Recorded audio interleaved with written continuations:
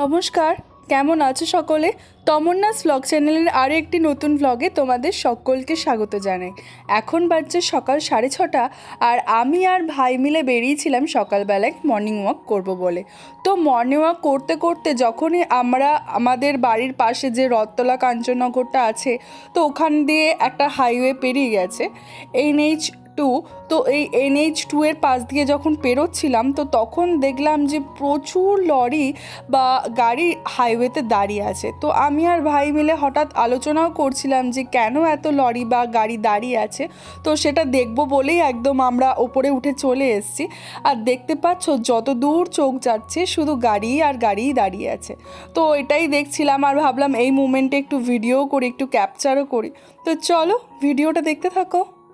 তো যতদূর সম্ভব মনে হচ্ছে কোনো হয়তো অ্যাক্সিডেন্ট হয়েছে বা কিছু একটা হয়েছে। এখানে জাম দাঁড়ায় না, এত সহজে জাম দাঁড়ায় না, কারণ ওটা বাইপাস, গ্র্যান্ড ট্যাঙ্ক রুট যেটাকে বলে। তো চলো এরপর তো বাড়ি যাওয়া যাক। আজকে হাঁটাটাই হলো না আর মোটামুটি এটা দেখতে গিয়ে, কিন্তু তবুও দেখলাম যে কতটা লাইন, একদম যতদূর চোখ যাচ্ছে তত দূরই একদম পুরো জ্যাম আছে, লরির জ্যাম।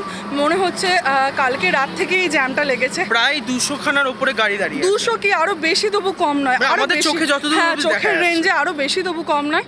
যাই হোক, তো চলো এরপর বাড়ির দিকে যাওয়া যাক। ব্যাটারি দিতে হবে না? কি করে চলবে? ব্যাটারি দিতে হবে না?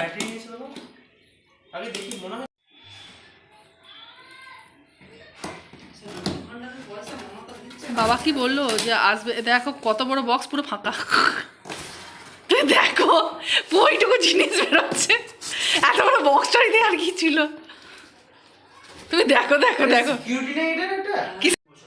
ঘড়িটাই তোমার এসে 1000 টাকা। এই তুই তোর ইয়েটা কর না। তাহলে এই এত বড় বক্সে কিছু তো একটা ছোলা ফোলা করে দিতে পারতো, কিছু ছোলা ফোলা তো দিতে পারতো রে ভাই। এই দেখো ছেড়ে দিল। কি হবে? বক্সটা তো রাখা যেত, দেখো ছেড়ে দিল। যদি প্রবলেম হয় তাতে কি হচ্ছে? আমার ওয়ারেন্টি কার্ড আছে, বক্সটা দিতে হবে না ঠিক করে। ছবিটা তুলে রাখবি, স্ক্যান করে রাখবি। এই যেটুকু ভিডিও করছি তো, সেটার কথাই এটা বলছি। একটা প্রমাণ। এত বড় বক্সে এইটুকু জিনিস বেরোচ্ছে। এই কোম্পানিটা ভালো কোম্পানি। হ্যাঁ, ফালতু বড়দিনে কোম্পানি। কিনেছো তো এটা। বড়দিনে এই কোম্পানিটা কিনেছো। দেখা আমাকে, দেখা হাত দিয়ে দেখা, হাতে দে। আসতে হবে। ছাড় ছাড়, দাঁড়া এক সেকেন্ড। মায়ের ইয়ে থেকে টাকাটা পেড হচ্ছে। হ্যাঁ, নামটাও মায়ের নামই এসছে, আমি ওর নাম দিই না। যা ফাঁসি দিবি সব তো আমাকে দিচ্ছি। ওই জন্যই তো যা কিছু আছে সব তোমার। 40 গ্রাম। হ্যাঁ, 56 কি 40 না?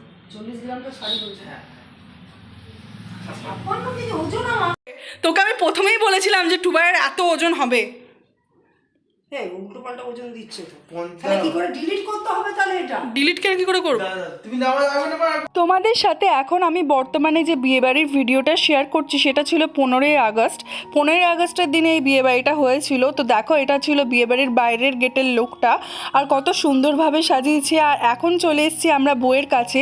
এটা ছিল বউকেও কত সুন্দর দেখতে লাগছে। আর দেখতেই পাচ্ছ পুরো বিয়েবাড়িতে একদম ওপর থেকে নিচ অবধি পুরো প্রচুর লোকজনে ভর্তি। তো এরপর এখানে আমরা একটুক্ষণ বউয়ের সাথে দাঁড়িয়ে সেলফিও তুলেছিলাম। আর এরপর একবার বউয়ের সাথে সেলফি টেলফি তোলা হয়ে গেলে চলে যাবো নিচে। তো চলো দেখতে থাকো।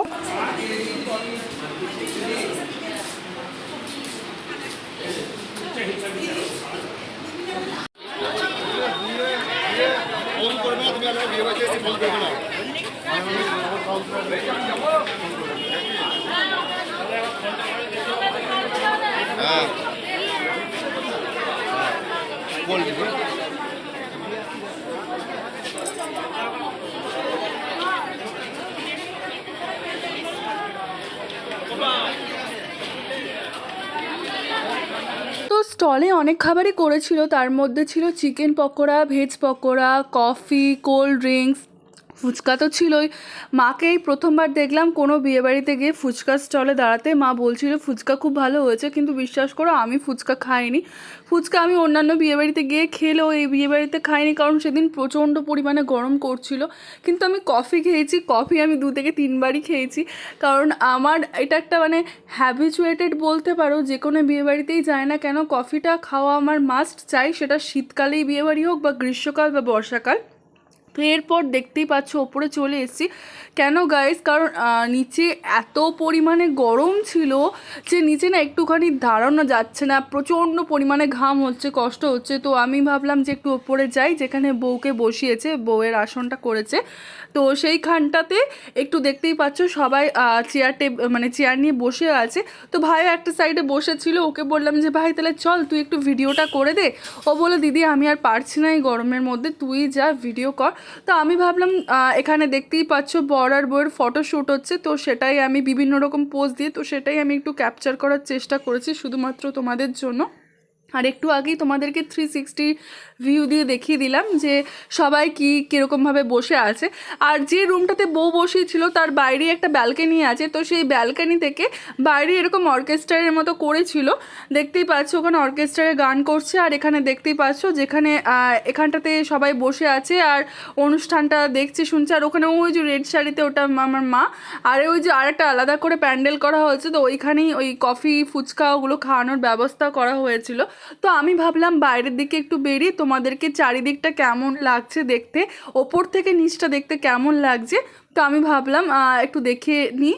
আর দেখতেই পাচ্ছ আমার তো খুব ভালো লাগছে, প্রায় অনেক দিন পর, সেই আমার মনে আছে ফেব্রুয়ারি মার্চ নাগাদ একটা বিয়েবাড়ি পেয়েছিলাম, তারপর আবার এখানে।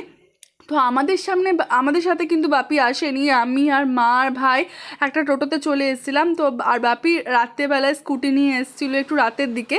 তো দেখতেই পাচ্ছ এখানে বাপি ছিল, তো বাপি একটু আগে বউ সাথে ছবি তুলেছিল, তো আমরাও দাঁড়িয়ে ছবি তুলে নিলাম।